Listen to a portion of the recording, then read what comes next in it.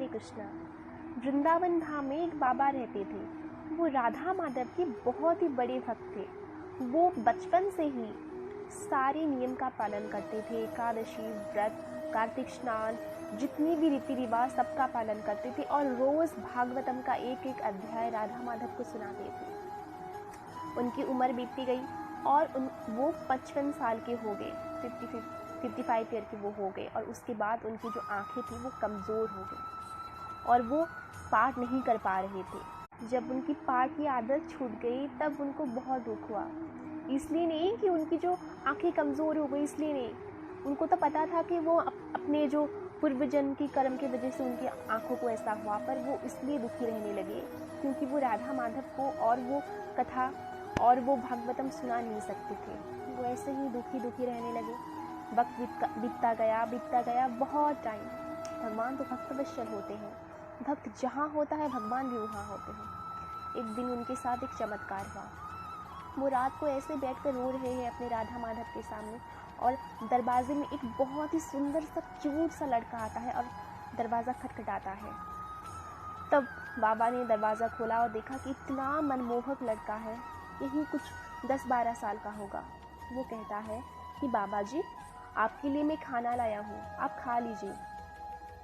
और उनका एक रिवाज था, वो कुछ खाते, पाठ के बाद ही उनका खाने का रिवाज था, तो वो पाठ नहीं कर रहे थे, इसलिए वो 7 दिन से खाना नहीं खाए थे।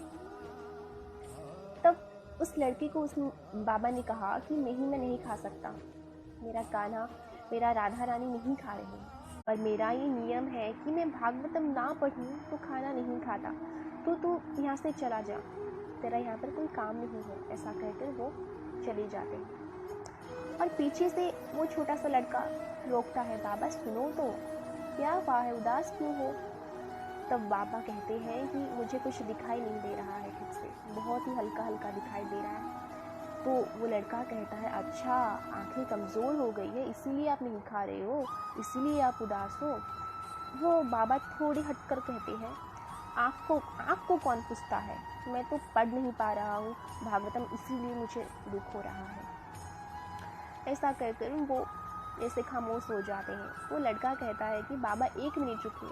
वो 5 मिनट के बाद आता है और एक पट्टी देकर जाता है। कहता है, बाबा इसको अपनी आँखों में लगा लीजिए, कल सुबह तक आपकी आँखें ठीक हो जाएगी। बाबा कहते हैं, अच्छा, तुझे किसने बताया? वो कहता है कि कुछ नहीं बाबा, आप बस लगा लीजिए ना, मुझ पर विश्वास करिए, मैं एक वैद्य का लड़का हूँ। ऐसा कहकर वो चला जाते हैं और बाबा उस पट्टी को रात भर अपनी आँखों में लगाते हैं और सुबह देखते हैं कि उनकी आंखें बिल्कुल ठीक हो गई है।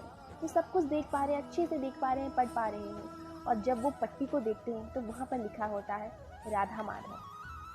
तब वो समझ जाते हैं कि ये कोई मामूली लड़का नहीं है, स्वयं भगवान श्री कृष्ण है। भगवान हमेशा आते हैं अपने भक्तों की मदद करने के लिए, बस भावना सच्ची होनी चाहिए और संकल्प दृढ़ होना चाहिए।